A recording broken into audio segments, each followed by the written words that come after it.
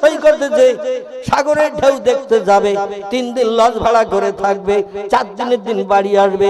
এরা গেল সাগরের ঢেউ দেখতে দীঘার সমুদ্র সৈকতে, আর 3 দিন লজ ভাড়া করে থেকে 4 দিনের দিন যখন বাড়ি আসে, এরা গেল মানুষ হয়ে সাগরের ঢেউ দেখতে, বাড়ি আসছে যখন এরা মানুষ হয়ে আসছে না, পশু হয়ে বাড়ি আসছে। কথা বলতে গিয়েছে সাগরের ঢেউ দেখতে যুবক যুবতী দীঘার সমুদ্র সৈকতে, মুকুটমণিপুরে, দার্জিলিং এ বেড়াতে গেল, বিভিন্ন জায়গায় বেড়াতে গেল, 2 দিন 3 দিন 4 দিন লজ ভাড়া করে রাতের বেলা থাকলো, গেল মানুষ হয়ে দেখতে, বাড়ি আসে যখন তখন মানুষ হয়ে আসে না, পশু হয়ে আসে। কি হয়ে আসে? পশু পশু পশু। আল্লাহ কোরআনে বলেন উলাইকা কাল আনআম, ও মানুষ তোমাদের সৃষ্টি শ্রেষ্ঠ করে বানিয়েছে বটে, কিন্তু তোমরা হলে চতুষ্পদ জন্তুর সমতুল্য। উলাইকা কাল আনআম, তোমরা চতুষ্পদ জন্তুর সমতুল্য। বালহুম আদল, বরং তার থেকেও তোমরা নিকৃষ্ট। জোরে বলুন একটু নাউজুবিল্লাহ। আপনাদের কাছে জিজ্ঞাসাবাদ করি, পশুরা মায়ের মর্যাদা দেয়, বোনের মর্যাদা দেয়? একটু হুহা করবেন তো? দেয়? নানির দাম দেয়, দাদির দাম দেয়, নিজের মেয়ের দাম দেয়। পশু পশু, হাঁস মুরগি গরু ছাগল ইঁদুর কুকুর বিড়াল, ওরা যে কোনো নারী পশু পেলে, পুরুষ পশুরা জীবন যৌবনের ক্ষুধা তার দিয়ে নিবৃত্তি করে না? করে না? ছেলে মারে নিয়ে ব্যভিচার করে, ভাই বোনকে নিয়ে ব্যভিচার করে, এখনো করে। ঠিক বললাম না ভুল বললাম? আল্লাহ যে তোমাদের জন্য গাইড বুক জীবন বিধান দিয়েছে, নাম হলো তার আল কোরআন। পশুদের দিই নাই, বাঘ ভাল্লুক হাতি সিংহ গন্ডার ইঁদুর কুকুর বিড়াল সাপ বিচ্ছু ব্যাঙ মাছি মশা পিপিলিকা কীট পতঙ্গ জীব জন্তু যত সৃষ্টি চোখে দেখতে পাচ্ছ, কাউকে জীবন বিধান দেয়নি, গাইড বুক দেয়নি, জীবন বিধান দেয়নি, কেবল দিয়েছি মানুষকে। এই জীবন বিধানের নাম হলো আল কোরআন। জোরে বলুন একটু সুবহানাল্লাহ। আল্লাহ বলেন শোনো, জীবন যৌবনে খোদা যদি নিবৃত্তি করতে চাও, আমার কোরআনের বিধান মেনে চলো। বিসমিল্লাহির রহমানির রহিম। ফানকিহু মা তাবা লাকুম মিনান নিসা মাসনা সুলাসা ওয়া রুবা ফাইন খিফতুম আল্লাহ তাদিলু ফাওয়াহিদাতান আল আখির। জোরে বলুন একটু আল্লাহু আকবার। আল্লাহ বলছেন, ও মানুষ, পশুর মতো দেখে, গরুর মতো দেখে, ছাগলের মতো দেখে, হাঁস মুরগির মতো দেখে তুমি জানো তোমার মাকে, তোমার বোনকে, তোমার কন্যাকে স্ত্রী বানিও না। ওরা সবাইকে স্ত্রী বানায়, সবাই বানায়, তুমি জানো বানিও না। তোমাদের জন্য আমি আল্লাহ পাক বিবাহ বন্ধন আমার কোরআনে তোমাদের জন্য গাইড বুক করে লিপিবদ্ধ করে পাঠিয়েছি। ফানকেহু, তোমরা নিকাহ করো, বিবাহ করো, মা তাবা লাকুম মিনান নিসা, যে মেয়েটা তোমার নজরে পছন্দ হবে, যে মেয়েটা তোমার নজরে ভালো লাগবে, তারে বিবাহ বন্ধনে আবদ্ধ করো, বিয়ে শাদী করো, মোহরানা সাব্যস্ত করো, বিয়ে করে সংসার জীবনে সুখ ভোগ করো, জীবন যৌবনে খোদা নিবৃত্তি করো। একটা স্ত্রী যদি তোমার সুখ দিতে না পারে, মাসনা, তুমি 2টো বিয়ে করতে পারবে। আমি আল্লাহ তোমার জন্য বিবাহ বন্ধন এইভাবে কোরআনে বর্ণনা করে দিয়েছি। একটা স্ত্রী যদি তোমার জীবন যৌবনের খোদা নিবৃত্তি করতে না পারে, মাসনা, তুমি 2টো বিয়ে করো। 2টি স্ত্রী যদি তোমাকে সংসার জীবনে সুখ দিতে না পারে, সুলাসা, তুমি 3টে বিয়ে করো। 3টি স্ত্রী যদি সব সমস্যার সমাধান তোমার দিতে না পারে, রান্না বান্না, খাওয়া দাওয়া, জামা কাপড়, পরিষ্কার পরিচ্ছন্ন থেকে শুরু করে তোমার পরিষেবা দিতে যদি 3টে না পারে, ও রোবা, তুমি একসঙ্গে 4টে পর্যন্ত নারীকে বিয়ে করতে পারবে। তবে হুঁশিয়ার, সাবধান হয়ে যাও, পশুর মতো যেন চরিত্র নষ্ট করো না। আল্লাহ নবী তিরমিজি শরীফের হাদিসে বলছেন, যার চরিত্র নাই পৃথিবীতে তার কিছুই নাই। চরিত্র যেন নষ্ট করো না, ইজ্জতের খারাপি যেন করিও না, গুপ্তাঙ্গকে অপব্যবহার করবে না। তোমরা তোমাদের গুপ্তাঙ্গকে তোমরা সংশোধন করে রাখবে। নিজের কাছে তুমি সযত্ন রেখে দেবে, কোন বাজে জায়গায় যেন ব্যবহার করবে না। বিবাহিত পুরুষ বিবাহিত নারী সারা জীবন সংসার জীবনে সুখ ভোগ করবে, আমার তরফ থেকে এটা বৈধতা। তো আল্লাহ বলছেন ফাইন খিফতুম, যদি তোমাদের ভয় হয়, যদি তোমাদের চিন্তা হয়, আল্লাহ তাদেলু, আমি বিয়ে করেছি 4টি, সবাইকে যদি সমান চোখে দেখতে না পারি, কাউরে কাছে টানবো, কাউরে দূরে ঠেলে দিয়ে রাখবো, কাউকে বেনারসি স্বর্ণ কাতান সাউথ ইন্ডিয়ান শাড়ি দেব, কাউরে বিধবার শাড়িও নসিবে জুটবে না। কোন স্ত্রী ঘরে বাংলাদেশের পর্দা রিলিজ, এলাকার বড় বড় লম্বা ট্যাংরা মাছ বাজার করে দেব, পুরান স্ত্রীর ঘরে পচা চিংড়িও যাবে না, এটা যেন তোমার দ্বারা না হয়। তোমার নতুন স্ত্রী চেহারা ভালো, দেখতে সুন্দরী, তার গা গরম হয়েছে, মালঞ্চ বাজার থেকে এমবিবিএস ডাক্তার ডেকে নিয়ে ট্রিটমেন্ট চলছে, আর পুরান স্ত্রী 6 মাস নিউমোনিয়া টাইফয়েডে গ্রামের পূর্ণ ঘরে পড়ে রয়েছে, তার দিকে একবার হেতু ডাক্তার পর্যন্ত গেল না। এটা যদি হয়, অপেক্ষা করো কবর আসা পর্যন্ত। কবরে যেদিন আসবে সেদিন গম কোটা করে তোমার আটা বানিয়ে ছেড়ে দেয়া হবে। কি কোটা হবে? গাব কোটা করা হবে। গম কুটি যেমন আটা বানানো হয় তেমন আটা বানানো হবে। সব স্ত্রীকে সমান চোখে দেখতে হবে, কাউকে কাছে টানবে, কাউরে দূরে ঠেলে দেবে, এটা কোনদিন হবে না, হবে না, হবে না। আমাদের পয়গম্বর মুহাম্মদ রাসূলুল্লাহ একসঙ্গে মদিনার দেশে স্ত্রী নিয়ে লালন পালন করেছিলেন, সংসার চালিয়েছিলেন 9টি। কটি? নবীজির একসঙ্গে বিবি ছিল 9টি। আল্লাহ নবীর জন্য স্পেশাল বৈধতা দিয়েছিলেন, কিন্তু কোন স্ত্রী কি স্বামীর বিরুদ্ধে কোনো মন্তব্য করেছে? আর আমাদের দেশে যদি 2টো বউ কারো বাড়ি থাকে, দেখবেন তাদের ঘরে ছাদের কার্নিশে কাক আসে বসবে না। ঠিক বললাম না ভুল বললাম? তাদের ঘরে ছাদের কার্নিশে কাক এসে বসবে না, যদিও কাক উড়ে এসে বসে, ও 2 জায়ের 2 সতীনের ওই ঝগড়া দিকে বলবে আল্লাহ পালা, কখন আমারে ছাড়বে তার ঠিক ঠিকানা নাই। কারণ মেয়েরা হলো বেকাহারের তৈরি, এরা সব জিনিসের ভাগ অপরকে দিতে চায়, একটা জিনিসের ভাগ কাউকে দিতে চায় না। সেটা কিসের ভাগ বলেন? হ্যাঁ, স্বামীর ভাগ। সব জিনিসের ভাগ দেয়, কিন্তু একটা জিনিসের ভাগ কাউকে দেয় না, সেটা হলো স্বামীর ভাগ। এই জন্য এক স্বামীকে সবাই টানতে চায়। পয়গম্বর 9টা স্ত্রী ছিল, প্রত্যেকের বাড়িতে সপ্তাহে 1 দিন করে পালা করে করে থাকতেন। যিনি বৃদ্ধা বুড়ি ছিলেন হযরত সওদা, সুফিয়া, এদের ঘরও 1 দিন যেতেন। আবার যিনি যুবতী কুমারী অবিবাহিতা ছিলেন হযরতে মা আয়েশাতুল হুমায়রা, তার ঘরও 1 দিন থাকতেন। নবী আয়েশা কুমারী অপরূপা সুন্দরী বলে তার ঘরে 3 দিন, আর যারা বুড়ি হয়ে গেছে তাদের ঘরে যাবে না সপ্তাহে 1 দিন। এটা নবীর আদর্শ না। নবীর আদর্শ ছিল একেবারে সাদা কাপড়ের মতো।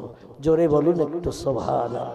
আল্লাহ বলছেন ফাইন খিফতুম, যদি তোমাদের ভয় হয়, যদি তোমাদের চিন্তা হয়, আল্লাহ তাদেলু, সব স্ত্রীর সঙ্গে ব্যবহার সমান করতে পারবে না, সবাইকে সমান চোখে দেখতে পারবে না, তাহলে ফা অহে দাতান, একটা স্ত্রী তোমার জন্য যথেষ্ট।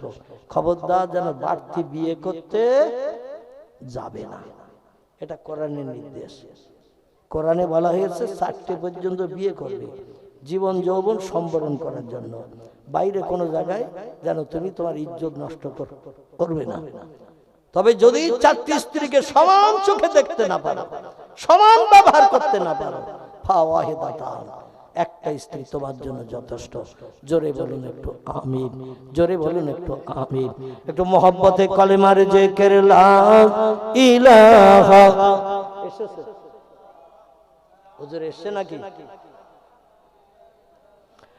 লা ইলাহা ইল্লাল্লাহ, লা ইলাহা, লা ইলাহা ইল্লাল্লাহ মুহাম্মাদুর রাসূলুল্লাহ। কলেমা সঙ্গের সাথী, কলেমা হবে গোরের বাতি, তাই পড়ো কলেমা দিবারাতি, কলেমা ছাড়া নাই কো গতি, বলো লা ইলাহা ইল্লাল্লাহ, লা ইলাহা, লা ইলাহা, লা ইলাহা ইল্লাল্লাহ মুহাম্মাদুর রাসূলুল্লাহ। আল্লাহ বলছেন কুল্লামা নুদিজাত জুলুদুহু, দুনিয়ায় যারা মদ খাবে, সুদের ব্যবসা করবে, সিনেমা যাত্রায় যাবে, রেডিও টেলিভিশন ভিডিও নিয়ে আনন্দ ফুর্তি করবে, অবৈধ নারীর সঙ্গে জীবন যৌবনের খেলা করবে, গরিব এতিমের হক ফাঁকি দিয়ে খাবে, কোন ব্যক্তির প্রাণ নাশ করে তার বিবি বাচ্চাকে বিধবা এতিম বানাবে, মিথ্যা কথা বলবে, চুরি ডাকাতি ছিনতাই গুন্ডামি করবে, তাদের ঠিকানা হবে জাহান্নাম। কি হবে? জাহান্নাম, নরকাগ্নি। এখানে তাদের দগ্ধ করা হবে। কেমন দগ্ধ আল্লাহ কোরআনে বলছেন, কুল্লামা নুদিজাত জুলুদুহুম, যখন আগুনে তাদের নিক্ষেপ করে আমার ফেরেশতারা লোহার শিকলের দড়ি গলায় পরিয়ে হর হর করে টানতে টানতে নিয়ে যেয়ে যখন জাহান্নামে নিক্ষেপ করবে, গায়ের গোস্ত চামড়াগুলো পুড়ে পুড়ে কয়লার মতো ঝরে ঝরে পড়বে। আর পৃথিবীতে বর্তমান আগুনের যে ক্রিয়া, আগুনের ক্রিয়ার থেকে জাহান্নামের আগুনের ক্রিয়া 69 গুণ বেশি কড়া। টোটাল আগুনকে 70 ভাগে ভাগ করে একটা ভাগ আল্লাহ পৃথিবীতে মক্কা মুকাররমার আবু কুবাইস পাহাড়ের পাথরে নিক্ষেপ করেছিলেন। এই পাথরে পাথরে ঘর্ষণ করে চকমকি বার হয়, তার থেকে আগুন ধরে যায়। আগে পাথরে আগুন ছিল না। আদম নবী তার বিবিকে রান্না করে খাওয়ার জন্য এই আগুন পাঠিয়ে দিয়েছিলেন জাহান্নামের আগুনকে 70টা ভাগ করে। পাওয়ার কমিয়ে কমিয়ে কমিয়ে কমিয়ে 70-এর কম করে নরমাল করে একটা ভাগ পাঠিয়েছিলেন। এই আগুনে যদি 10 মিনিটে কারে হাত দিতে বলা হয়, দেবে কেউ? দেবে? যদি বলা হয় তোমার হাত পা বেঁধে আগুনে ফেলে দেবো, 25 মিনিট পরে তুলবো, রাজি হবে কেউ? হবে? কেউ রাজি হবে না।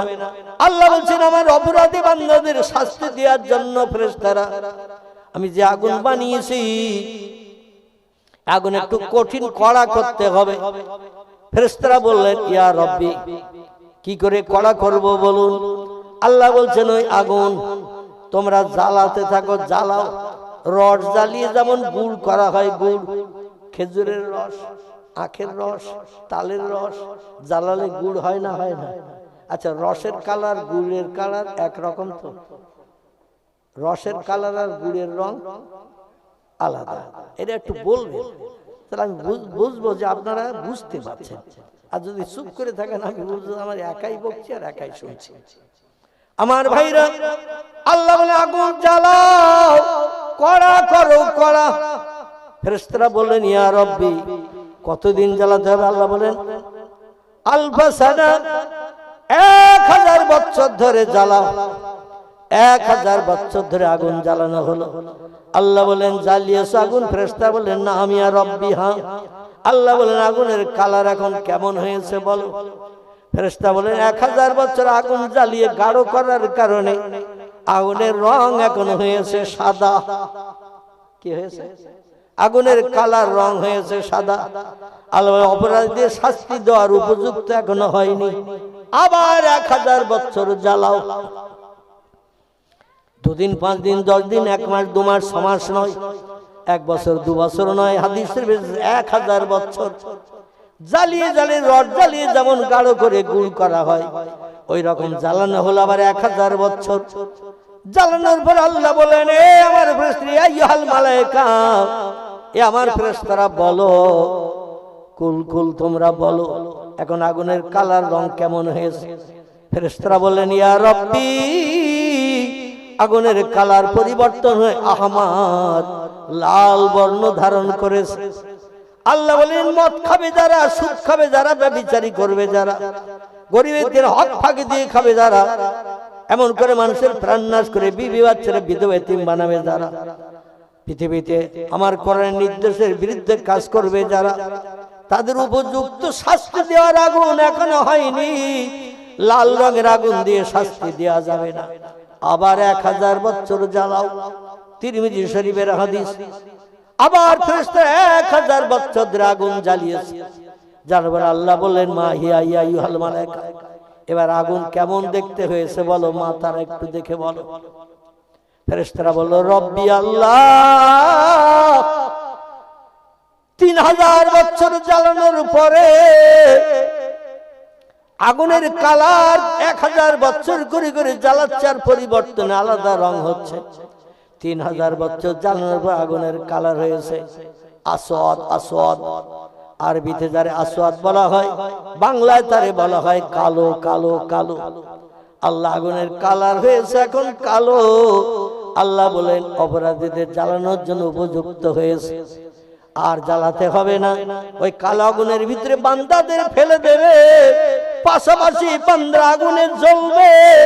লা ইয়ামুতু ওয়ালা ইয়াখরুজ ফিহা, ওই আগুনে জ্বললে মরণ কোনোদিন কারো হবে না, এবং কোন বন্ধু এসে কাউরে বাইরে বার করে স্বস্তি দিতে পারবে না।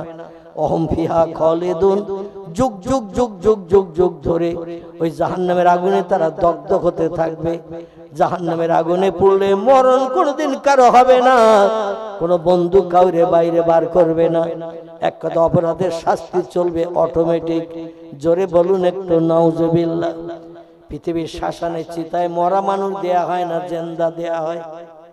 শ্মশানের চিতায় হিন্দু ভাইদের ধর্মীয় বিধান, ওদের মরণের পরে সৎ কাজ করা হয় আগুনে পুড়িয়ে শ্মশানে। ঠিক ঠিক নাকি? ঠিক তো নাকি? আচ্ছা, মরা মানুষ যখন শ্মশানের চিতায় আগুন দিয়ে পোড়ানো হয়, আগুন দিয়ে যখন পোড়ানো হয় মরা মানুষ শিরা কষে ঠেলিয়ে ওঠে না, ওঠে না। দেখেছেন কেউ? আমি তিন দিন আমাদের বসিরহাট জামরুলতলা শ্মশান ঘাটে বাচ্চা বেলায়, ছোটবেলায় বসিরহাট আমি নিয়ে মাদ্রাসায় যখন পড়তাম, আমি তিন দিন যে দেখেছি। তখন প্রাচীর ছিল না, এখন প্রাচীর দেয়া হয়েছে। শ্মশান ঘাটের চতুর্দিকে ঘেরা হয়েছে, তখন প্রাচীরটি ছিল না। একেবারে নদী ধারে, ওই জামরুলতলা শৃঙ্খলার কাপড়ের দোকান থেকে সোজা সোজা সামনে গেলেই বান্ধারে শ্মশান ঘাট দেখবেন। তো যখন আগুনে মরা মানুষ পোড়ানো হয়, ও শিরা কষে ঠেলে ওঠে, আর নাতি নাতকুর ছেলে আপনজন এরা মদ খেয়ে পাগল হয়ে খেটে মুগুর নিয়ে দাঁড়িয়ে থাকে। ঠিক বললাম না ভুল বললাম? যদি বিশ্বাস না হয় একটু যাবেন বসিরহাটে, প্রায় দৈনন্দিন 2-5টা করে পুরানো হয়, একটু যাবেন দিয়ে দেখবেন। আমার ভাইরা, আপনজন রক্তের সঙ্গে যাদের সম্পর্ক গাঢ়তর, মদ খেয়ে পাগল মার্কা হয়ে লম্বা লম্বা খেটে মুগুর লাঠি নিয়ে দাঁড়িয়ে থাকে। বলে চাচা তুমি এখন ঠেলে উঠে বাড়ি যাবে, তুলসী তলা থেকে ঘুরিয়ে এনেছি, আর বাড়ি যাওয়া যাবে না, ব্যাংকের মালিক হওয়া যাবে না, কাকির স্বামী হওয়া যাবে না। ও চাচা, জায়গা জমির মালিক তুমি হবে না, বাড়ির মালিক আর হবে না, কারণ তুলসী তলা ঘুরিয়ে আনলে তার আর বাড়ি তোলা হয় না। তাই তুমি ঠেলে উঠছো বাড়ি যাবে বলে আমাদের কাছে আছে লম্বা লম্বা খেটে লাঠি মুগুর, গুড়ুম গাড়াম মরণের পরও অ্যাকশন করে। ঠিক বললাম না ভুল বললাম? হাড়গুলো ভেঙে চুরমার করে দেয়, যাতে ঠেলে উঠে দৌড়িয়ে যেন আবার ঘরে না ঢোকে কাকা, ঘরে না ঢোকে কাকি, কেউ যাতে ঘরে ঢুকতে না পারে। তুলসী তলা থেকে ঘুরিয়ে নিয়ে যখন শ্মশানে নিয়ে যাওয়া হয়, এ লোককে আর ঘরে তোলা হয় না। আল্লাহ বলছেন শোনো, মরা মানুষ আগুনে পোড়ালে ঠেলে ওঠে, আর আমার জাহান্নামের আগুন দুনিয়ার আগুনের থেকে 69 গুণ বেশি কঠিন কড়া করে বানিয়েছি। রংটা ঘোর কৃষ্ণ কালো বর্ণ করেছি। ওই আগুনে যখন তোমাদের গলায় লোহার শিকলের দড়ি পরিয়ে ফেরেশতারা গরু ছাগলের মতো টেনে টেনে নিয়ে ওই জাহান্নামে যখন নিক্ষেপ করে দেবে, সেদিন তোমাদের আগুনে গায়ের গোশত চামড়াগুলো পুড়ে পুড়ে কয়লার মতো ঝরে ঝরে পড়বে। বাদদালনাহুম জুলুদান গায়রাহা, আবার নতুন নতুন গোশত চামড়া আমি আল্লাহ আমার হুকুমে তোমার গায়ে আবার তৈরি করা হবে। লিয়াযুকুল আযাব, আর নতুন নতুন আযাবের শাস্তি তোমরা জাহান্নামের আগুনে পেতে থাকবে। মরণ কোনোদিন হবে না, আবার জান্নাতি যারা হবে কোটি কোটি কোটি কোটি কোটি কোটি বছর জান্নাতের ভিতরে হুরগেলেমানদের নিয়ে তারা সুখ ভোগ করতে থাকবে। জান্নাতে হুরগেলেমানদের বয়স আল্লাহর নবী বলছেন হাদিস শরীফে 18 বছর করে করা হবে। কান্না হুন্না ইয়াকুতু আল মারজান ফিহিন্না খায়রাতুন হিসান হুরুম মাকসুরাতুন ফিল খিয়াম। চিল্লায়ে বলুন আল্লাহু আকবার। আল্লাহ বলছেন এত রূপবতী যুবতী সুন্দরী নারীদের জান্নাতের ভিতরে আমি বানিয়ে রেখেছি। 18 বছরের যুবতী করে 3 লক্ষ বছর পেরিয়ে গেলে 18 বছরের মেয়ে 19 বছরে দেখাবে না, আবার 5 লক্ষ বছর পেরিয়ে গেলে 18 বছরের মেয়ে 16 বছর 17 বছরে দেখাবে না। যে চেহারায় প্রথম জান্নাতে ঢুকে দেখবে কোটি কোটি কোটি কোটি বছর একই চেহারায় থাকবে, তাদের নিয়ে জীবন যৌবনে ক্ষুধা নিবৃত্তি করবে, যৌবনে ক্ষুধা নিবৃত্তি করবে। এক একটা জান্নাতি পুরুষ আমার কোরআনের বিধান মেনে চললে আমি আল্লাহ পাক রব্বুল আলামিন তাকে 70টা করে জান্নাতি 18 বছরের হুরগেলেমান বরাদ্দ করে দেব উম্মতে মুহাম্মাদি পুরুষদের জন্য। একটু জোরে বলুন সুবহানাল্লাহ, নারায়ে তাকবীর। আল্লাহ বলছেন আমেলা সালেহান। 3 নম্বরের কাজ হলো ওই জান্নাতে যদি সুখ ভোগ করতে চাও, 18 বছরের যুবতী সুন্দরী হুর 70টা নিয়ে আনন্দ ফুর্তি যদি করতে চাও, ভালো মন্দ খেতে চাও, দুনিয়ায় যতদিন বেঁচে থাকবে একটু আমলে সালেহা নেক কাজ ভালো কাজ সৎ কাজগুলো করবে। ফালাহুম আজরুহুম ইনদা রাব্বিহিম। আমি তোমাদের পরওয়ারদিগার আলাম আমার সত্য কোরআনে তত্ত্বকট করে দিলাম, তোমাদের জন্য জান্নাতের ভিতরে আমি পুরস্কারে বিভূষিত করব। ফালা খাউফুন আলাইহিম, সেখানে কোনো ভয় থাকবে না। ওয়ালা হুম ইয়াহজানুন, সেখানে কোনো চিন্তাও করতে হবে না। সব সমস্যার সমাধান আমার কুদরতি হাতে হবে। জোরে বলুন একটু সুবহান। আমার ভাই এসে গেছেন আলহামদুলিল্লাহ। আমি বলেছিলাম যিনি নাসা পর্যন্ত চালিয়ে যাব, যাই হোক এসে গেছেন তিনি। দেখতে দেখতে 10:42 হয়েছে আমার ঘড়িতে, 11টা বাজতে যায়। যত সময় আপনারা থাকবেন উনি তত সময় ইনশাআল্লাহ ওয়াজ করবেন। রাজি আছেন না? ঘড়ির দিকে তাকাবেন। কি আল্লাহু আকবার, মানে রাত 12 বেজে গেছে বলে কম বলে চিন্তা জানা করবে না। সুন্দর পরিবেশ বানিয়েছে, শুধু ওই দরজার মুখে একটা পর্দা দিলি বোধ একেবারে পুরো কোটোমার্কা ঘর হয়ে যেত নাকি। তো ওই দরজা দিয়ে ঢুকতে হবে, এই জন্য আর কোনো পর্দা টর্দা দেয়নি। আর আজকে হাওয়াও খুব কম আছে আলহামদুলিল্লাহ। আপনারা শুনতে থাকুন উচ্চ রবে মোহাব্বতে দরুদ শরীফ। আল্লাহুম্মা সাল্লি আলা।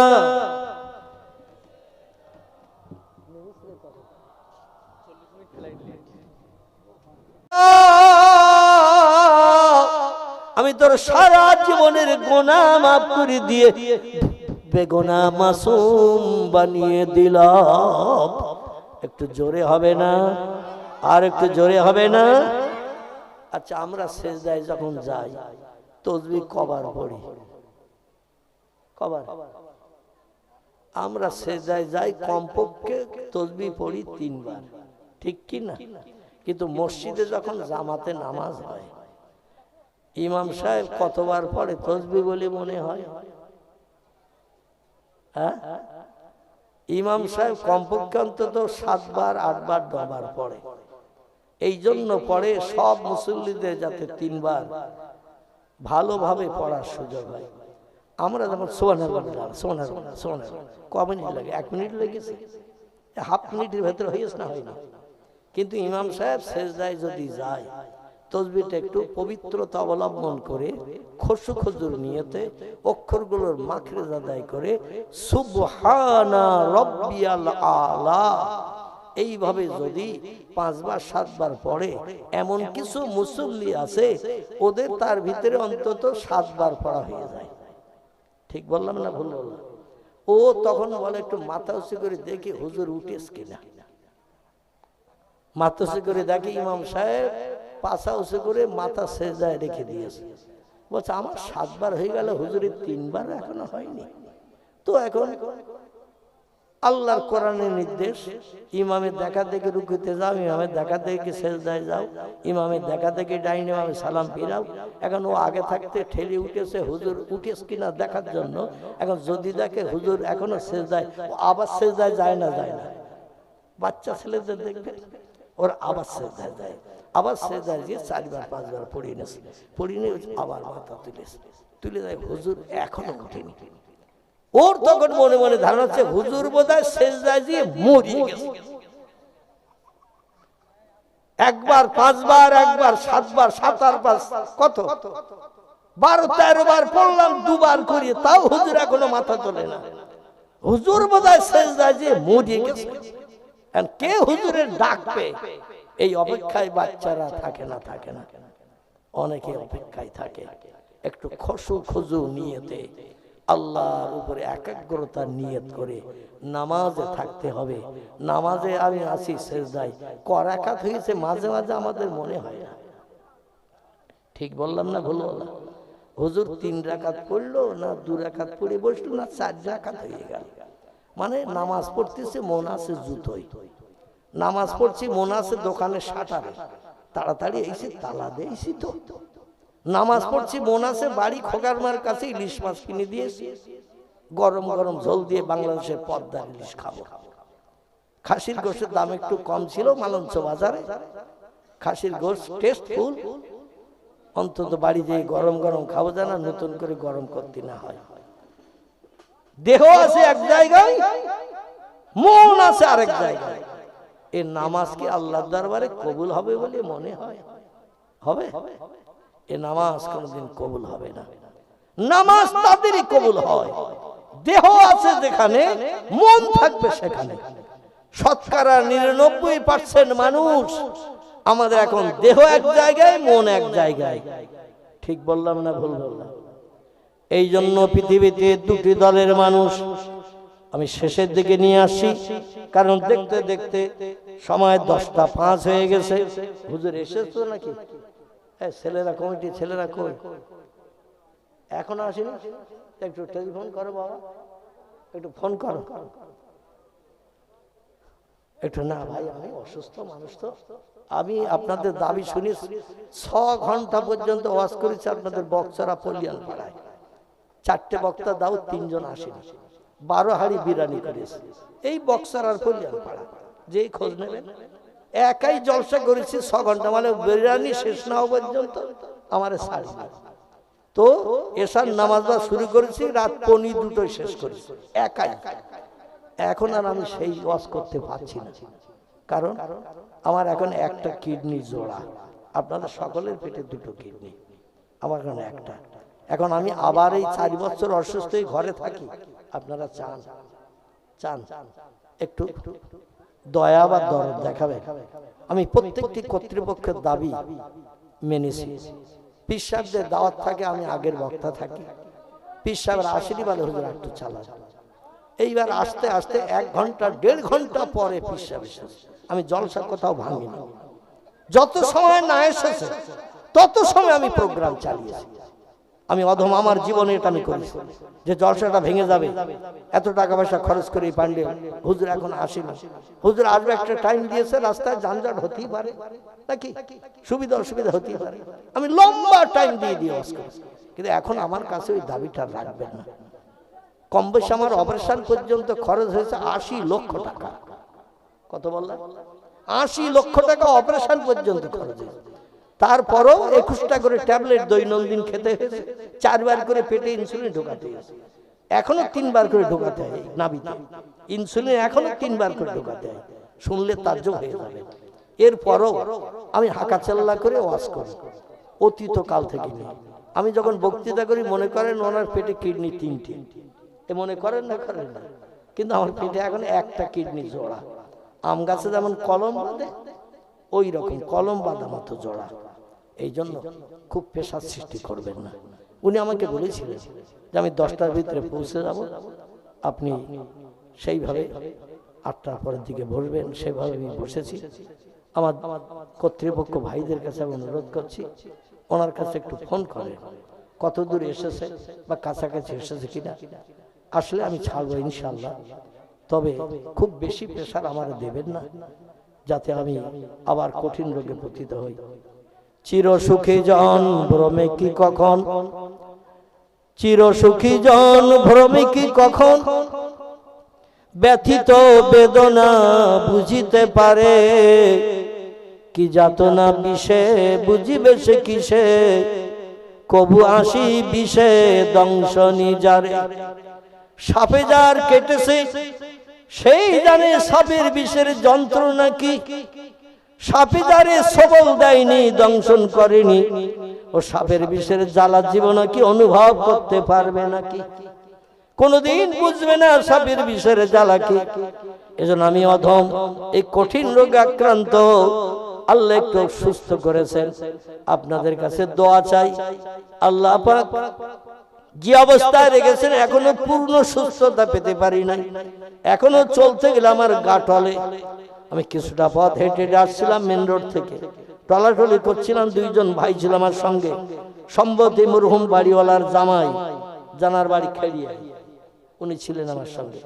তো আমি হাঁটতে পারছিলাম না, তো ওনার হাত ধরে ধরে বাকি রাস্তাটা ওইটা এসেছে নাকি? আচ্ছা ঠিক আছে, মোটা একটু আশ্বাস করি, অসুবিধা নেই।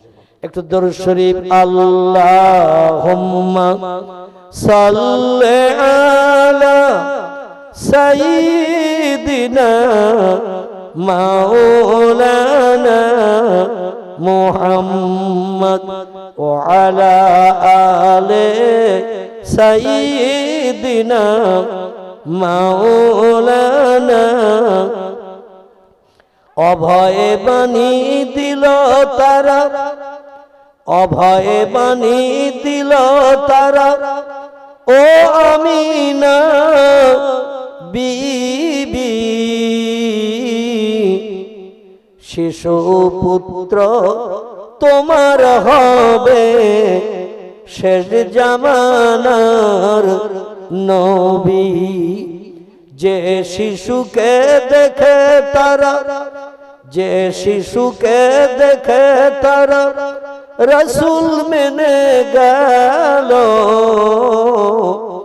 সেই নবীরই মোহাব্বতে দরুদ মুমিন পড়ো।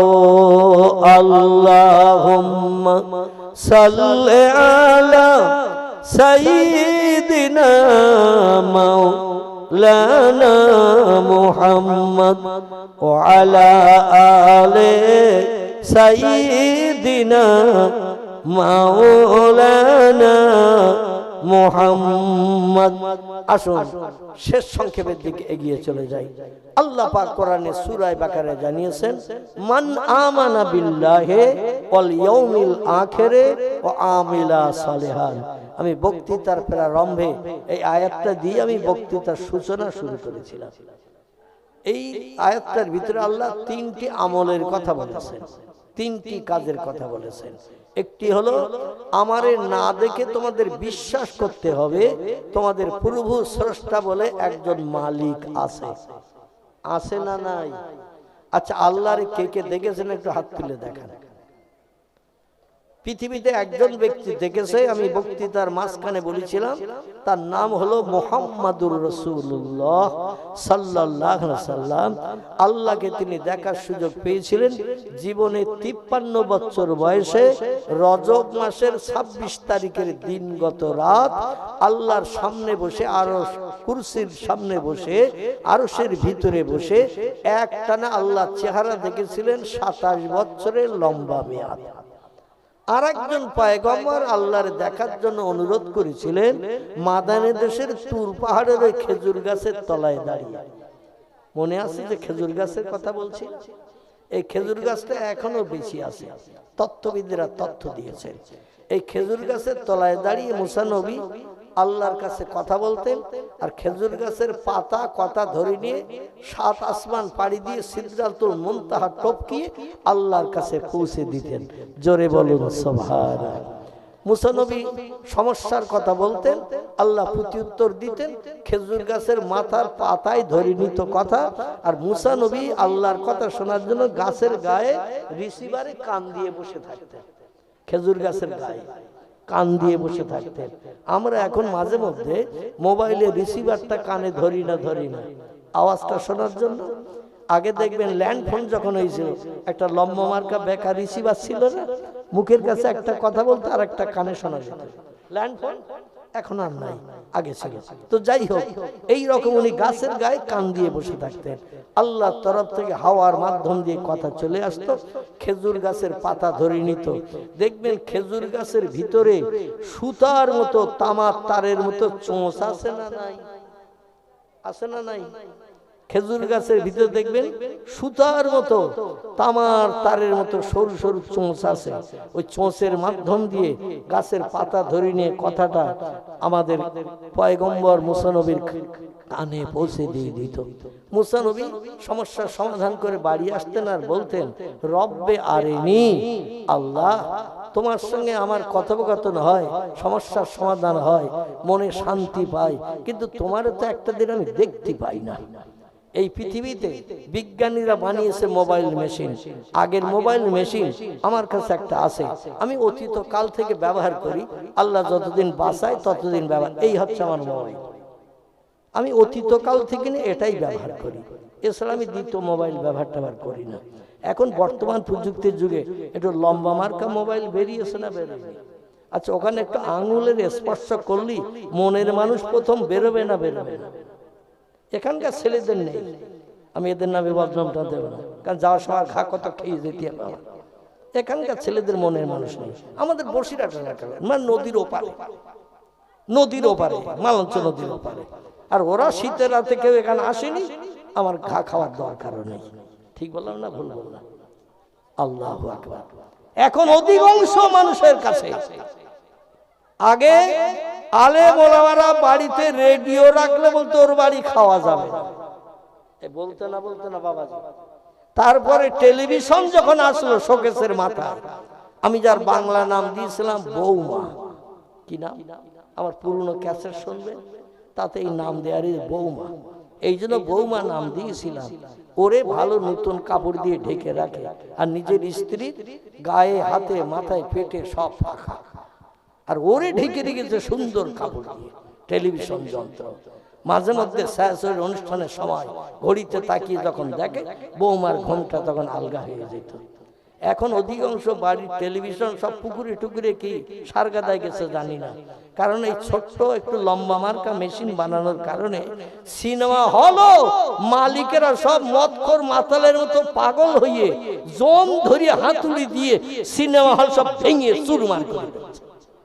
ঠিক বললাম না ভুল বললাম? যদি বলেন হোয়াট ইজ দ্য ডকুমেন্ট, তাহলে একটু বলবে এই বসিরহাটে যেতে হবে, খুব বেশি দূর যেতে হবে না, আপনাদের ঘটকপুকুর যেতে হবে, খুব দূরের নাকি, এখান থেকে বোধহয় 12-13 কিলোমিটার দূর নাকি ঘটকপুকুর যাবেন। ওখানে দুটো সিনেমা হল ছিল, ওই ভাঙাড়ির দিকে যে একটু পশাখাল পার হয়ে, একটার নাম ছিল নূরমহল, একটার নাম ছিল পাখিজা। ঠিক বললাম না ভুল বললাম? দুইটা বন্ধ। আমাদের বসিরহাটে একটু যান, একটার নাম ছিল ফাল্গুনী, একটার নাম ছিল দেবযানী, একটার নাম ছিল মিলনী। মালিকদের মাথায় কি ঘুম পোকা ধরলো, জম ধরিয়ে হাতুড়ি দিয়ে শুধু বেরিয়ে, শুধু ভাব, টোটাল সিনেমা হল ভেঙে চুরমার করে।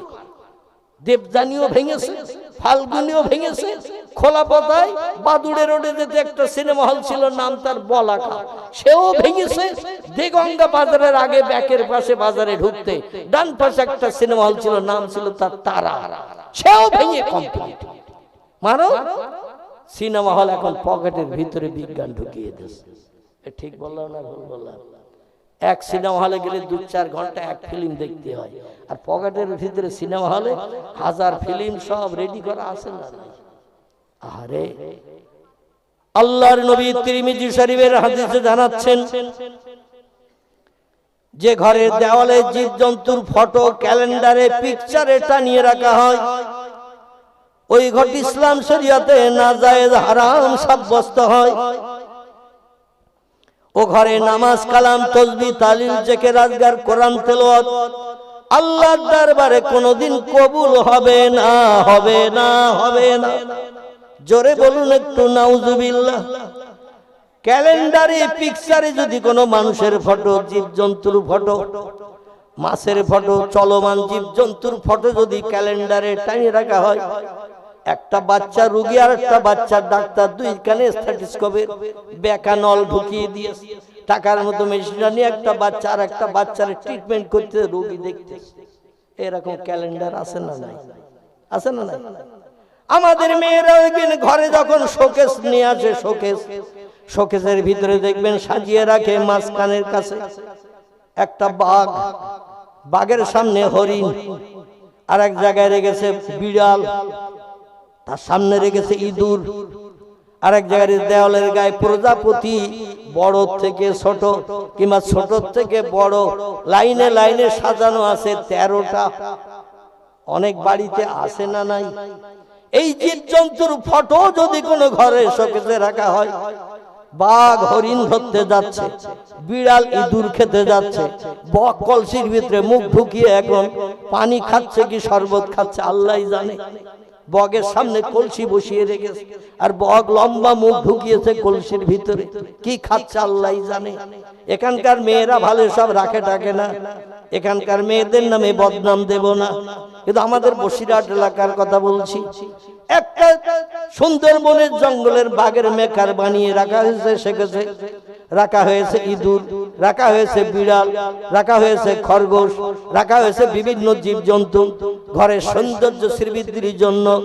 ও মা বোনেরা, আপনি যদি নামাজি হন, কোরআন তেলাওয়াতকারী হন, আপনার পরিশ্রম বেকার চলে যাবে গো মা, কোনদিন আপনার ইবাদত আল্লাহর দরবারে কবুল হবে না। এখন এই মোবাইল যদি চালু করেন, এর ভিতরে ঢোল তবলার বাজনি বাজে না, বাজে না? নাসেই শরীফের হাদিস, আল্লাহ নবী বলছেন যে ঘরে ঢোল তবলার বাজনি বাজে, ওই ঘর ইসলাম শরীয়তে না যায়, হারাম সাব্যস্ত হয়। নবী বলছেন আমি বাজনি হারাম করতে এসেছি, কারণ বাজনির মাধ্যম দিয়ে শয়তান আমার উম্মতদের পাগল বানায়। হারমোনিয়াম, সেতারা, ঢোল তবলা, বিভিন্ন বাজনি, কাশি, পিয়ানো আছে না, বিভিন্ন বাজনি, এই সমস্ত বাজনি যদি মোবাইলের ভিতরে জোরে যদি আওয়াজ হয়, ঘরে যদি বাজে, ও ঘর আল্লাহর রহমতের ঘর হবে না, ও ঘর হবে গজবের ঘর। আল্লাহর আসমানি গজবের জন্য অপেক্ষা করতে হবে। আল্লাহ আমাদের হেফাজত করুন, সকলে বলি আমিন। আমার ভাইরা, পৃথিবীতে দুটি দলের মানুষ আল্লাহরে আপন বানিয়েছিলেন, আল্লাহর কাছে যেটা চেয়েছেন সেটা পেয়েছেন। কারণ আল্লাহ বলেন প্রথমে আমার না দিকে বিশ্বাস করো, আমি একজন মালিক আছি। 2 নম্বর হলো পরকাল বলে একটা লম্বা জিন্দেগি বানিয়ে রেখেছি, ওয়াল ইয়াউমিল আখির, পরকাল বলে একটা লম্বা জিন্দেগি বানিয়ে রেখেছি। এই লম্বা জিন্দেগিতে দুটি ভাগে বিভক্ত, একটার নাম হলো জান্নাত, একটার নাম হলো জাহান্নাম। সৎকর্ম করে যারা আসবে জান্নাতে হুম ফিহা খালিদুন, যুগ যুগ যুগ যুগ ধরে ধরে জান্নাতের ভিতরে সুখ ভোগ করবে। আর ইবলিস শয়তানের আদর্শের অনুকরণ যারা করবে, এদের ঠিকানা হবে জাহান্নাম। আগুনে তাদের দগ্ধ করা হবে, আগুনে পুড়িয়ে পুড়িয়ে তাদের গায়ের গোশত গুলো ঝরিয়ে ঝরিয়ে ফেলা হবে। কুল্লামা নুদিজাত জুলুদুহুম বাদদালনাহুম জুলুদান গায়রাহা লিয়াযুকুল আযাব। আল্লাহর কোরআনে সূরা বাকারা আল্লাহ পাক কোরআনে বলছেন কুল্লামা নুদিজাত জুলুদুহুম, অপরাধী বান্দা যারা হবে, মদ খাবে, সুদের ব্যবসা করবে, সিনেমা যাত্রায় যাবে, অবৈধ মেয়েদের নিয়ে বিভিন্ন পিকনিক স্পটে, গার্ডেনে, বাগানে যাবে, বাদাম ভাজা খাবে, ফুচকা খাওয়াবে,